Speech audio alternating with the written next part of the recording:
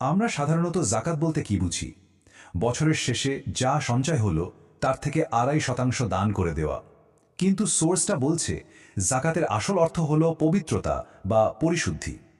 তার মানে এটা শুধু একটা আর্থিক লেনদেন নয়, এর পরিধিটা অনেক অনেক বড়।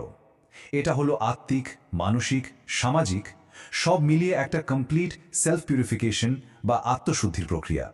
এই বিষয়টা আরও পরিষ্কার হয় সূরা আল মুমিনুনের একটা আয়াতের অনুবাদে।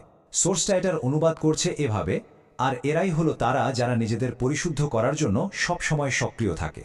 খেয়াল করুন, এখানে জোর দেওয়া হচ্ছে সক্রিয় থাকার উপর, কোনো নির্দিষ্ট পরিমাণ টাকা দেওয়ার উপর নয়। আর এখান থেকে সোর্সটা একটা বড়সড় প্রশ্ন তুলে দিচ্ছে, এই যে ২.৫%-এর নিয়ম, এর কোরআনিক ভিত্তিটা কোথায়? তারা বেশ জোরের সাথেই বলছে এই নির্দিষ্ট পার্সেন্টেজের হিসাবটা কোরআনের কোথায় লেখা আছে। তাদের দাবি এটা কেউ জানে না, কেউ বলতে পারবে না। তাদের মতে জাকাতকে এভাবে শুধু টাকায় সীমাবদ্ধ করে ফেলাটা কোরআনের যে আত্মশুদ্ধির বিশাল ধারণা তার সাথে ঠিক যায় না।